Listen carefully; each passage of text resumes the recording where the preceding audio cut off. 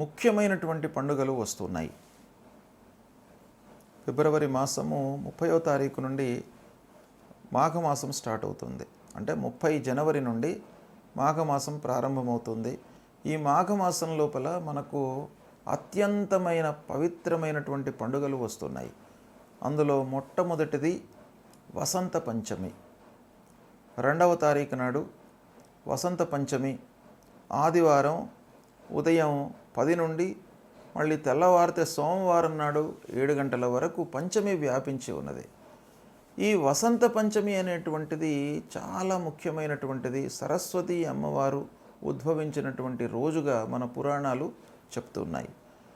కనుక విద్యార్థులు ముఖ్యంగా ఈ వసంత పంచమి రోజున అమ్మవారి దేవాలయానికి వెళ్ళి సరస్వతి అమ్మవారి యొక్క అనుగ్రహాన్ని పొందినట్టయితే మీకు సువిద్య, మంచి విద్య ప్రాప్తి అవుతుంది, వస్తుంది అనేటువంటిది మనకు పురాణ ఇతిహాసాలు చెప్తున్నాయి.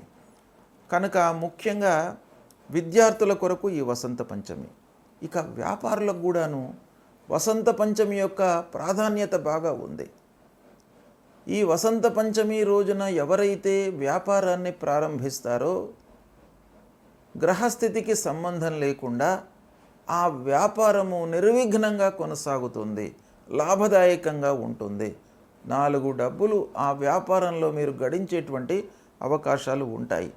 కాబట్టి వసంత పంచమి రోజున మీకు అవకాశాలు ఉన్నట్టయితే వ్యాపారం చేసుకునేటువంటి వాళ్ళు కొత్త వ్యాపారము ఏదో రకంగా వ్యాపారాన్ని ప్రారంభించినట్టయితే మీకు సత్ఫలితాలు ఉంటాయి.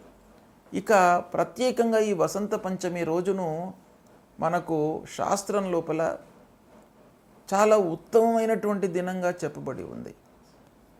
ఏంటంటే ఉగాది, విజయదశమి, వసంత పంచమి, రథసప్తమి, కార్తీక శుద్ధ ప్రతిపద ఇవన్నీ కూడాను ముఖ్యమైనటువంటి పండుగలు. అంటే ముఖ్యమైనటువంటి రోజులు మనం ప్రారంభించడానికి, ఏవైనా కార్యక్రమం ప్రారంభించడానికి కానివ్వండి, ఏదైనా పని చేయడానికి, ఇవి ఈ రోజులలో మీరు చేసినట్టయితే 100% మీకు విజయము చేకూరుతుంది అనేటువంటి విషయం మనకు శాస్త్రంలో చెప్పబడి ఉంది. ఇలా వసంత పంచమి విద్యార్థులకే కాకుండా వ్యాపారస్తులకే కాకుండా ప్రతి మనిషికి కూడాను మంచి పర్వకాలంగా మనకు శాస్త్రము చెప్పింది. కాబట్టి ఈ వసంత పంచమి రోజును మీరు ఉపయోగించుకోండి. అందరూ కూడాను ఈ వసంత పంచమి రోజున అమ్మవారి అనుగ్రహంతో అమ్మవారి దేవాలయానికి వెళ్ళి అమ్మవారి యొక్క అనుగ్రహాన్ని పొంది మీరు కార్యక్రమాలు ప్రారంభించినట్టయితే మీ అందరికీ కూడాను విజయం చేకూరుతుంది.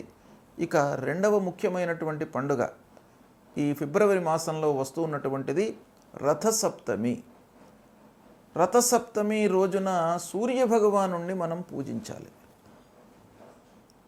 ఆ రథసప్తమి రోజున ఎవరైతే ఆ సూర్యభగవానుణ్ణి పూజిస్తారో వారికి ఈ సంవత్సరం పొడుగు మొత్తం కూడాను ఆయురారోగ్య ఐశ్వర్యాలన్నీ కూడాను కలుగుతాయి. అంటే ఆరోగ్యము చాలా బాగా ఉంటుంది, నిరాటంకంగా జీవితం కొనసాగుతుంది ఆ సూర్యభగవానుడి యొక్క అనుగ్రహం మూలకంగా. దాని తర్వాత మళ్ళీ వచ్చేటువంటిది భీష్మ ఏకాదశి. భీష్మ ఏకాదశి కూడాను చాలా ముఖ్యమైనటువంటి పర్వకాలం.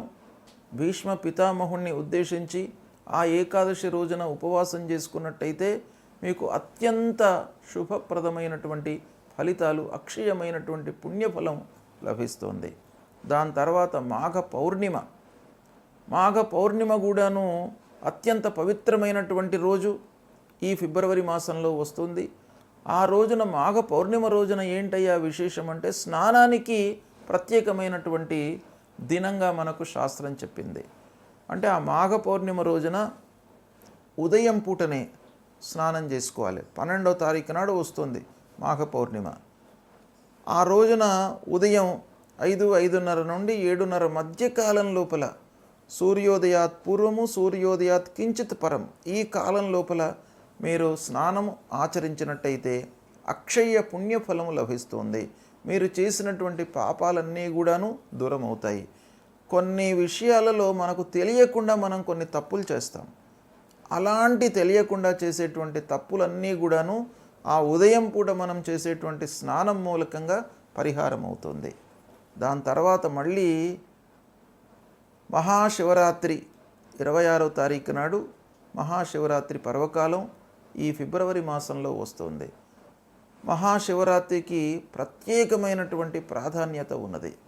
మహాశివరాత్రి రోజున ఆ భగవంతుడు పరమేశ్వరుడు లింగస్వరూపంలో ఉద్భవించాడు అనేటువంటిది మనకు శాస్త్రం చెప్తోంది. అంటే లింగాకారంలో ఆవిర్భవించినటువంటి దినం మహాశివరాత్రి. కాబట్టి ఆ మహాశివరాత్రి రోజున కూడాను ఆ శివుణ్ణి అభిషేకించినట్టయితే మీకు అక్షయమైనటువంటి పుణ్యం కలుగుతుంది, అపమృత్యు దోషాలు దూరం అవుతాయి. కాబట్టి ఈ అన్ని ఫిబ్రవరి మాసంలో ముఖ్యమైనటువంటి పండుగలు వస్తున్నాయి కనుక వీటిని దృష్టిలో పెట్టుకొని ఆ పండుగలకు మనకు శాస్త్రంలో చెప్పినటువంటి ప్రాధాన్యతని దృష్టిలో పెట్టుకొని మీరు ఆచరించినట్టయితే సత్ఫలితాలను పొందుతారు, ఉత్తమ గతిని పొందుతారు అనేటువంటి విషయం మనకు శాస్త్రం చెప్పింది కనుక ఆచరించండి, శుభ ఫలితాలను పొందుతారు.